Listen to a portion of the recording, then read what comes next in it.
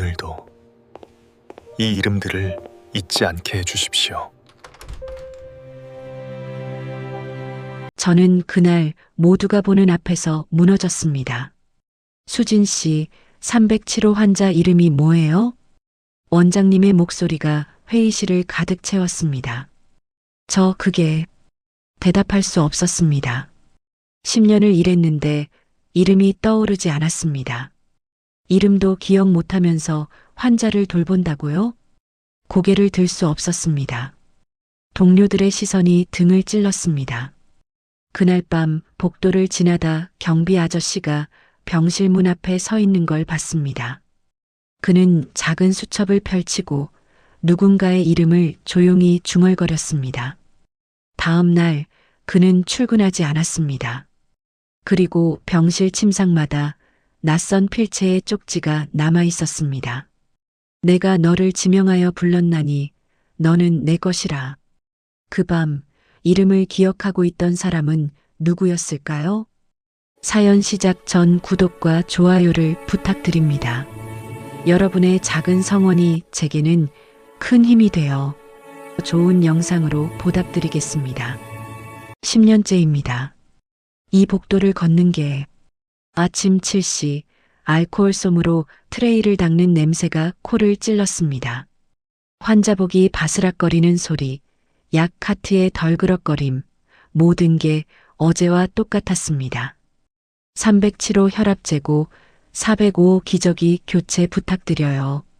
선배 간호사가 건네는 인수인계 노트를 받아들었습니다. 손끝에 차가운 플라스틱 클립보드가 닿았습니다. 405호 환자분 성함이 김순덕 할머니요. 순덕 할머니. 잠시 멈칫했습니다. 이름이 입에서 맴돌다 사라졌습니다. 아, 네. 알겠습니다. 복도를 걸으며 병실 문패를 하나씩 확인했습니다. 405호. 문을 열자 소독약 냄새가 확 밀려왔습니다. 할머니, 아침입니다. 대답이 없었습니다. 침대 난간에 걸린 네임택이 흔들렸습니다. 김순덕, 1943년생, 보호자 연락처 없음. 휴게실로 돌아왔을 때 TV에서는 뉴스가 흘러나오고 있었습니다. 독거노인 증가세, 5년 새 30% 급증. 커피를 마시다 말고 화면을 바라봤습니다. 숫자들이 스쳐 지나갔습니다. 수진 씨는 괜찮아요? 요즘 표정이 괜찮습니다. 대답하고 컵을 내려놓았습니다. 복도 끝에서 경비 아저씨의 목소리가 들렸습니다. 여기 오시는 분들 가족도 없잖아요. 그냥 여기서 끝나는 거지. 투덜대는 말투였습니다. 짜증이 났습니다. 그래도 할 일은 해야죠. 차갑게 대답하고 돌아섰습니다. 그런데 복도 모퉁이를 돌다 뒤를 힐끗 돌아봤습니다. 경비 아저씨가 쓰레기통 옆에 쪼그려 앉아 있었습니다. 구겨진 종이를 펴고 있었습니다. 환자 네임택이었습니다. 플라스틱 고리가 끊어져 있었습니다. 그는 조용히 그것을 펴서 경비복 주머니에 넣었습니다. 왜 그러는 걸까요? 그날 저녁 야간 근무표를 확인했습니다. 오늘 밤은 제 차례였습니다. 밤 10시 야간 근무가 시작되었습니다. 복도의 형광등 절반이 꺼졌습니다. 스위치를 내릴 때마다 딸깍, 딸깍 소리가 허공에 울렸습니다. 환풍기 소음만이 낮게 웅웅거렸습니다. 간호사 스테이션에 앉아 차트를 정리하고 있었습니다. 볼펜 끝이 종이를 긁는 소리, 시계 초침이 똑딱거리는 소리만 들렸습니다. 그때 복도 저 끝에서 인기척이 났습니다. 고개를 들었습니다. 경비 아저씨였습니다. 손전등을 들고 한 병실씩 문 앞에 서서 안을 들여다보고 있었습니다. 이상하네. 조용히 자리에서 일어났습니다. 슬리퍼가 바닥을 스치는 소리를 죽이며 복도를 따라갔습니다. 그는 307호 앞에 멈춰 섰습니다. 문을 살짝 열고 안을 바라봤습니다. 김영자, 작은 목소리였습니다. 중얼거리듯 이름을 불렀습니다. 405는 김순덕. 다시 걸었습니다. 다음 병실 앞에서도 똑같이 멈춰서서 이름을 외웠습니다. 무슨 짓을 하고 계신 건가요? 뒤에서 지켜보다가 갑자기 응급벨이 울렸습니다. B-, B-, B-. 허겁지겁 스테이션으로 뛰어갔습니다. 모니터를 확인했지만 오작동이었습니다. 또 고장이네. 배를 끄려고 패널을 만지작거리는데 뒤에서 목소리가 들렸습니다. 여기 눌러보세요. 경비 아저씨였습니다. 말없이 다가와 스위치 하나를 눌렀습니다. 벨이 멈췄습니다. 감사합니다. 그냥 오래 있다 보니 알게 됐어요. 투덜대듯 말하고는 다시 순찰을 계속했습니다. 새벽 3시쯤 배가 고파 냉장고를 열었습니다. 안에는 먹다 남은 김밥과 낡은 플라스틱 도시락 하나가 있었습니다. 도시락 뚜껑에 고무밴드가 감겨 있었고 그 안에 작은 메모지가 꽂혀 있었습니다. 이름은 기억해야지. 경비 아저씨의 글씨였습니다. 도시락을 도로 넣고 문을 닫았습니다. 냉장고 윙마이너스 소리가 다시 시작되었습니다. 복도로 나왔을 때 512호에서 울음소리가 들렸습니다. 치매 할머니였습니다. 침대에서 일어나 복도를 배회하고 계셨습니다. 할머니, 위험하세요. 다가가려는데 경비 아저씨가 먼저 다가갔습니다. 박정순 할머니. 이름을 불렀습니다. 할머니가 잠시 멈칫했습니다. 괜찮습니다. 제가 계속 여기 있을게요. 할머니의 손을 잡고 천천히 병실로 돌아갔습니다. 그는 모든 이름을 알고 계셨습니다. 새벽 6시 교대 시간이 되어 짐을 챙겼습니다. 경비 아저씨는 경비실로 돌아갔습니다. 수고하셨습니다. 인사를 건넸습니다. 그는 고개만 끄덕였습니다. 그날 집으로 돌아가는 길 내내 이상한 기분이 들었습니다. 다음 날 출근했을 때 경비실은 비어 있었습니다. 월요일 아침이었습니다. 흐린 하늘 아래 병원 앞 주차장은 평소보다 조용했습니다. 출근하자마자 원장님의 목소리가 들렸습니다. 경비가 연락도 없이 안 왔어요. 완전히 무책임하네. 가슴이 철렁했습니다. 혹시 무슨 일이? 글쎄요. 전화도 안 받고. 원장님은 짜증스럽게 손을 내저었습니다.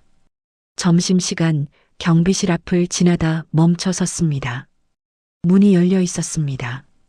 안을 들여다봤습니다. 책상 위에는 먼지가 얇게 쌓여 있었습니다. 낡은 머그컵, 볼펜 몇 자루, 그리고 작은 노란 수첩 한 권이 놓여 있었습니다.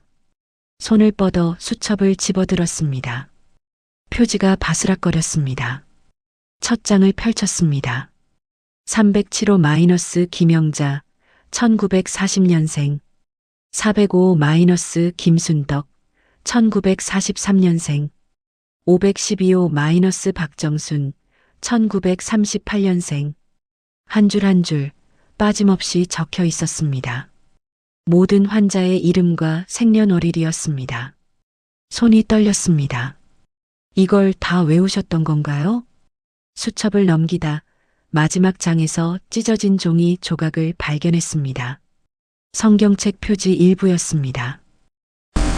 사야서라는 글자만 희미하게 보였습니다. 수진 씨, 뭐 하세요? 원장님이 들어오셨습니다. 아, 이게 CCTV 좀 확인해 봐요. 뭔가 이상해요. 원장실로 따라갔습니다. 모니터 앞에 앉아 새벽 시간대 영상을 되돌렸습니다. 258, 259, 300. 갑자기 복도에 불이 켜졌습니다. 그리고 누군가의 그림자가 천천히 지나갔습니다. 저건 경비 아저씨인가요?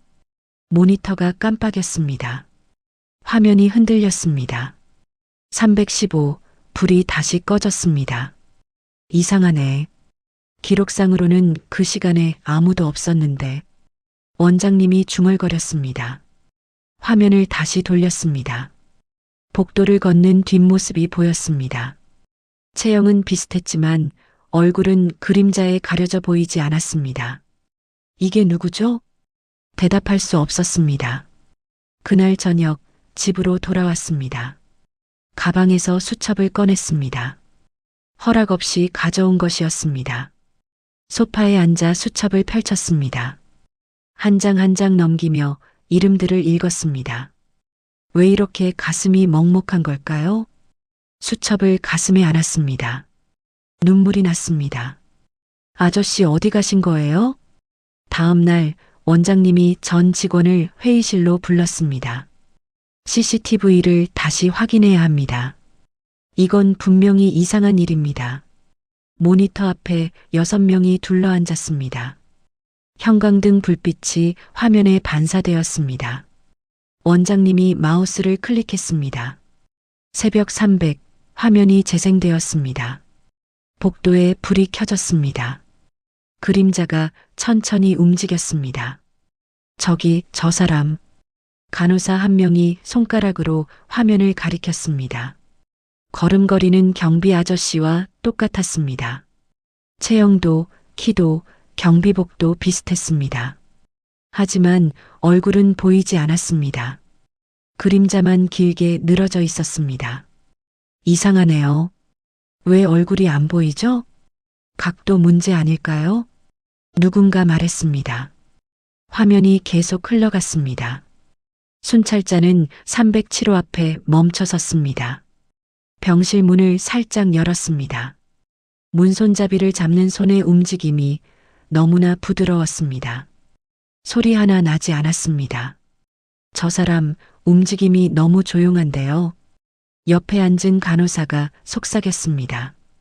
원장님이 볼륨을 최대로 올렸습니다. 발자국 소리가 없었습니다. 복도 바닥은 오래된 타일이었습니다. 걸으면 반드시 소리가 났습니다. 저희가 매일 듣던 소리였습니다. 그런데 화면 속 그는 아무 소리도 내지 않고 걷고 있었습니다. 이건 뭔가 잘못된 거 아니에요? 원장님이 화면을 일시정지했습니다. 순찰자가 405 문 앞에 서 있는 장면이었습니다. 손을 뻗어 문을 닫는 순간이었습니다. 그 손이 마치 누군가를 어루만지듯 천천히 움직였습니다. 가슴이 두근거렸습니다. 다시 재생해 보세요. 원장님이 클릭했습니다. 315 화면이 갑자기 흔들렸습니다. 지직 마이너스 소리와 함께 화면이 깜빡였습니다.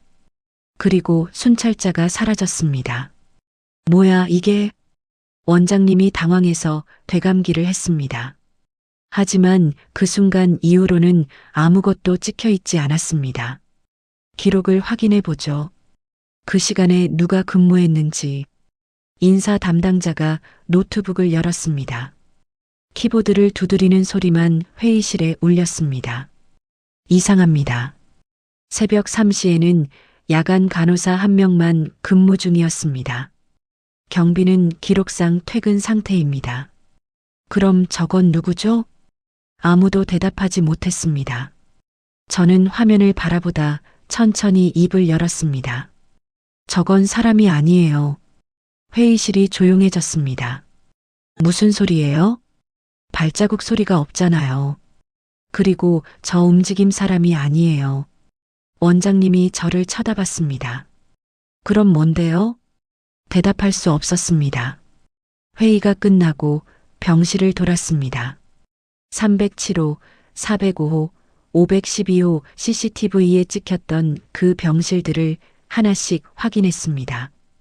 그리고 침상 곁에서 작은 쪽지를 발견했습니다. 손이 떨렸습니다. 307호 김영자 할머니 침상이었습니다. 난간에 기대어 서서 침대 옆 작은 테이블을 살펴봤습니다. 물컵, 티슈, 그리고 접힌 쪽지 한 장이 있었습니다. 손을 뻗어 쪽지를 집어들었습니다. 종이가 바스락거렸습니다. 오래된 종이 냄새가 났습니다. 펼쳤습니다. 내가 너를 지명하여 불렀나니 너는 내 것이라. 성경 구절이었습니다. 405호로 갔습니다. 김순덕 할머니 침상에도 똑같은 쪽지가 있었습니다. 512호 박정순 할머니 침상에도 있었습니다. 모든 병실을 돌았습니다. 빠짐없이 모든 침상 곁에 같은 글귀가 적혀 있었습니다. 경비실로 돌아왔습니다. 가방에서 수첩을 꺼냈습니다. 책상 위에 수첩을 펼치고 쪽지를 옆에 놓았습니다. 글씨체를 비교했습니다. 다릅니다. 경비 아저씨의 글씨는 약간 삐뚤고 힘이 들어간 필체였습니다. 하지만 쪽지의 글씨는 부드러웠습니다. 마치 붓으로 쓴 듯한 흐르는 느낌이었습니다. 이건 누가 쓴 거지? 손이 떨렸습니다. 다시 307호로 갔습니다. 김영자 할머니는 침대에 누워 천장을 바라보고 계셨습니다. 할머니, 다가가서 손을 잡았습니다. 차가웠습니다. 침상 난간의 금속도 차가웠습니다. 할머니가 천천히 고개를 돌렸습니다. 할머니, 이 쪽지 보셨어요? 쪽지를 들어 보였습니다. 할머니의 눈가에 미세한 떨림이 일었습니다. 그리고 입꼬리가 살짝 올라갔습니다. 미소였습니다. 3년 만에 처음 보는 표정이었습니다. 할머니, 가슴이 뜨거워졌습니다. 마스크 안에서 눈물이 고였습니다. 할머니의 손을 꼭 잡았습니다. 할머니의 미약한 숨소리가 들렸습니다. 죄송합니다. 제가 단 한 번도 할머니 성함을 제대로 불러드린 적이 없었네요. 눈물이 흘러내렸습니다. 김영자 할머니, 영자 할머니, 할머니가 눈을 감았습니다. 하지만 미소는 사라지지 않았습니다. 그날 밤 집으로 돌아와 소파에 앉았습니다. 수첩과 쪽지를 무릎 위에 올려놓고 한참을 바라봤습니다. 누구세요? 이 글씨를 쓰신 분이 누구세요? 대답은 없었습니다. 하지만 가슴속 깊은 곳에서 무언가 울리는 것 같았습니다. 버려진 것이 아니었습니다. 잊힌 것이 아니었습니다.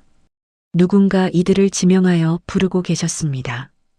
다음 날 새벽 출근 준비를 하다 멈췄습니다. 마지막 병실. 거기는 아직 확인하지 않았어. 가방을 들고 서둘러 나갔습니다. 새벽 5시, 병원은 아직 어두웠습니다. 복도 끝 601호. 가장 오래된 병실이었습니다. 창고 겸용으로 쓰다가 최근에 다시 환자실로 바뀐 곳이었습니다. 형광등 스위치를 켰습니다. 지지직 소리를 내며 불이 켜졌습니다. 문 앞에 무언가 놓여 있었습니다. 걸음을 멈췄습니다. 경비 모자였습니다. 낡은 검은색 모자. 챙 부분이 해지고 안쪽 털실이 삐져나온 그 모자였습니다. 아저씨? 무릎을 꿇고 모자를 집어들었습니다. 손끝에 낡은 털실의 감촉이 느껴졌습니다. 병실 문을 열었습니다. 안은 비어 있었습니다. 침대만 덩그러니 놓여 있었습니다. 은은한 세제 냄새가 났습니다. 아침 청소를 한 지 얼마 안 된 것 같았습니다. 침대에 다가갔습니다. 침상 위에 작은 쪽지가 놓여 있었습니다. 손을 뻗어 쪽지를 집었습니다. 오늘도 이 이름을 잊지 않게 해주십시오. 같은 필체였습니다. 창문이 열려 있었습니다. 새벽 공기의 냉기가 밀려들었습니다. 커튼이 살랑살랑 흔들렸습니다. 창문 밖을 내다봤습니다. 하늘이 조금씩 밝아오고 있었습니다. 아저씨 여기 계셨던 건가요? 모자를 가슴에 안았습니다. 여기서 무엇을 하셨던 건가요? 눈물이 떨어졌습니다. 뒤에서 발소리가 들렸습니다. 원장님이었습니다. 수진 씨? 돌아보지 못했습니다. 원장님이 천천히 다가왔습니다. 병실 안을 둘러보셨습니다. 이게 뭡니까? 쪽지를 건넸습니다. 원장님이 쪽지를 읽었습니다. 침묵이 흘렀습니다. 원장님이 고개를 숙였습니다. 말씀이 없으셨습니다.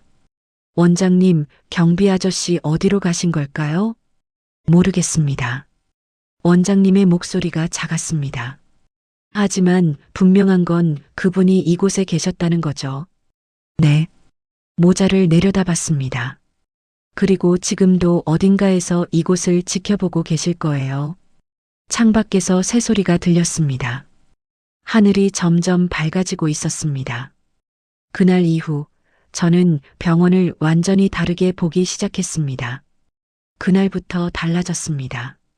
아침 라운딩을 시작했습니다. 307호 문을 열었습니다. 김영자 할머니, 아침입니다.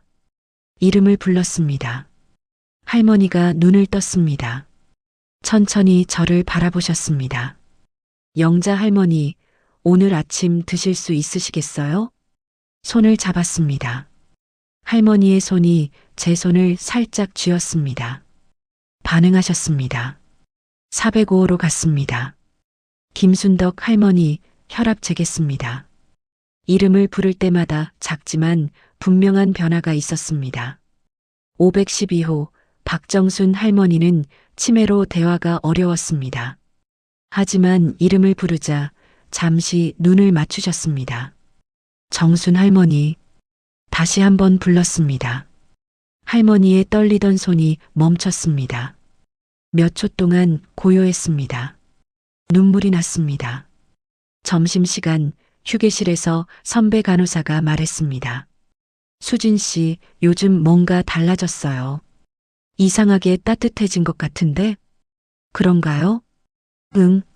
환자분들도 표정이 좋아진 것 같고 웃음이 났습니다. 그냥 이름을 불러드리기 시작했어요. 이름? 네. 하나하나 이름으로요. 선배가 잠시 멈칫했습니다. 맞다. 우리 그동안 호수로만 불렀지. 네. 이름을 부르니까 다르네요? 네. 정말 다릅니다. 그날 오후 원장님이 병원 방송을 틀었습니다. 스피커에서 찬송가가 흘러나왔습니다. 작은 볼륨이었지만 복도 전체에 은은하게 퍼졌습니다. 주 은혜임을 늘 깨닫고 걸레를 들고 빈 병실을 청소했습니다. 바닥을 닦으며 낡은 청소도구가 삐걱거렸습니다. 창문을 열었습니다. 바람이 들어왔습니다. 무릎을 꿇고 바닥을 닦다가 멈췄습니다. 하나님, 처음으로 그 이름을 불렀습니다. 이 이름들도 기억해 주세요. 손소독제 냄새가 코를 찔렀습니다. 창밖에서는 햇빛이 쏟아지고 있었습니다. 버려진 사람은 없다고 믿어도 될까요? 대답은 없었습니다. 하지만 가슴 속에서 따뜻한 무언가가 퍼지는 것 같았습니다. 그날 저녁 퇴근하며 경비실 앞을 지났습니다. 새로운 경비가 앉아 계셨습니다. 수고하세요. 인사를 건넸습니다. 아, 네. 수고하세요. 경비실 의자 위에 새 수첩 한 권이 놓여 있었습니다. 누가 준비한 걸까요? 집으로 가는 길 하늘을 올려다봤습니다. 별이 하나둘 떠오르고 있었습니다. 아직 끝이 아니구나. 마지막 반전은 아직 남아 있었습니다. 일주일 후 창고를 정리하라는 지시를 받았습니다. 601호 옆 오래된 창고였습니다. 문을 열자 먼지가 확 올라왔습니다. 선반에는 낡은 의료기록 철들이 쌓여 있었습니다. 20년, 30년 전 것들이었습니다. 하나씩 꺼내 정리하다가 손이 멈췄습니다. 1995년 의료기록 철이었습니다. 펼쳤습니다. 누렇게 바랜 종이에서 오래된 문서 냄새가 났습니다. 환자 명단을 넘기다 한 페이지에서 멈췄습니다. 성명 미상, 추정 연령 30대, 가족 없음, 무연고자, 가슴이 철렁했습니다. 입원 사유를 읽었습니다. 노숙중 저체온증, 3일간 입원 치료 후 퇴원. 다음 페이지를 넘겼습니다. 마지막 장에 손으로 쓴 메모가 있었습니다. 퇴원 시 소지품 없음. 특이사항 환자가 매일 병실을 돌며 다른 환자들의 이름을 외우는 모습 목격됨. 그 아래 작은 글씨로 적혀 있었습니다. 내가 너를 지명하여 불렀나니 너는 내 것이라. 손이 떨렸습니다. 필체였습니다. 그 필체였습니다. 의료기록철이 손에서 떨어졌습니다. 바닥에 떨어지며 먼지가 올라왔습니다. 햇빛이 창문으로 쏟아져 들어왔습니다. 먼지 입자들이 빗속에서 반짝였습니다. 아저씨, 무릎이 꺾였습니다. 바닥에 주저앉았습니다. 아저씨도 버려지셨던 거군요. 눈물이 쏟아졌습니다. 그런데 이곳을 떠나지 않으셨던 거예요. 30년 전 무연고자로 이곳에 왔던 사람. 아무도 기억하지 않았지만 그는 이곳에 남았습니다. 그리고 다른 버려진 이들의 이름을 하나하나 외우기 시작했습니다. 그분이 지명하여 불렀기 때문에 창고 밖으로 나왔습니다. 복도는 고요했습니다. 멀리서 발자국 소리가 들리는 것 같았습니다. 돌아봤습니다. 아무도 없었습니다. 하지만 분명히 누군가 걷고 있었습니다. 경비실로 갔습니다.